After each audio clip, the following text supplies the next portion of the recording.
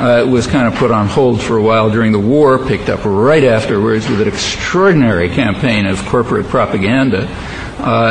It's not studied much. In fact, the first academic study of it just came out. This is one of the most important things in modern American history. Literally, the first book just came out by University of Illinois Press a couple months ago, another one in Australia. And in fact, there is an Australian scholar who's been writing about this for years. I've been writing about it mainly using his work, I should say. But an American study finally came out, and it's pretty interesting. Right after the Second World War, the business community, the country was social democratic, very social democratic at that time, and they knew it. And the business leaders said that they had to renew with vigor what they called the everlasting battle for the minds of men and indoctrinate citizens with the capitalist story. They said that we have 3 to 5 years to resell our preferred way of life. And they went after it with a vengeance. Anti-union campaigns, anti-unionism was, the idea was, as they put it, to sell anti-unionism as anti-American. Huge campaigns were undertaken, the sort of, we versus them. There's us as the sober working man and the housewife and the corporate executive slaving away for everyone's benefit, and they are those outsiders, the strikers who are coming to try to disrupt their harmony. There was huge business about this. At that time, there was a vigorous labor press. The one-dimensional press of American society is fairly recent. There were about 800 labor newspapers back in the 1950s with tens of millions of people reading them. They were condemning the corporate media, as they put it, for damning labor at every opportunity, while carefully glossing over the sins of the banking and industrial magnates who really control the nation.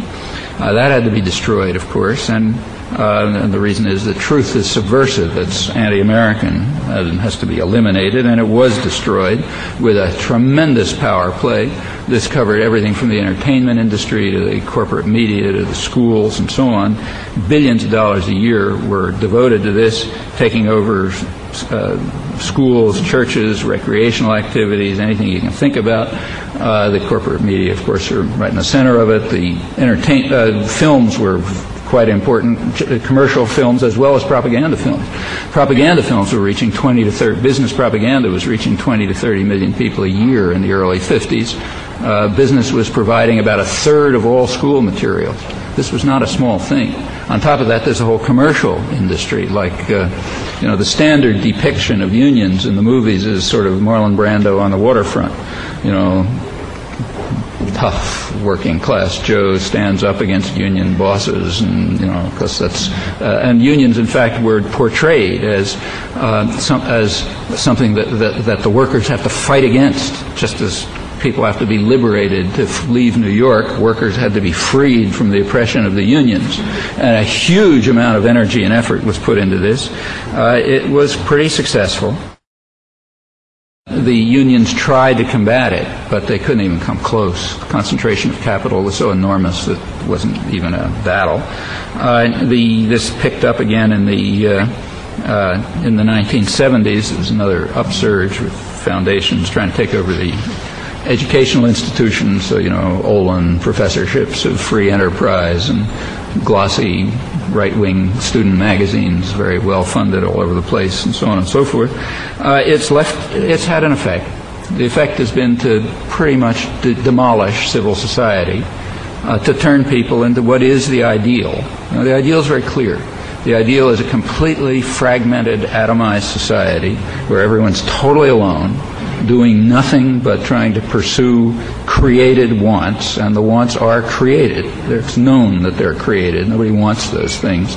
You create wants. People are stuck with their television set or, their interactive, whatever it is, and they're glued to this thing, and they're told what they want, and they have to want it. They don't have any connection with anyone else. You don't see anybody else. You don't deal with anyone else. You're an atom of consumption, and you go to work at lower and lower wages for more and more hours and less benefits and security in a flexible labor market.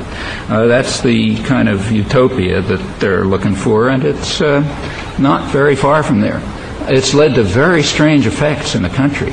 I mean, the country is like a devastated peasant society. You know, you really have to go back to Europe and the Black Death, I think, 14th century, to find anything similar. People are scared, angry, hostile, hate everything, don't know what they hate, you know, don't have anybody else to talk to, just angry, desperate. There are cults all over the place at a scale that is unknown in any other society.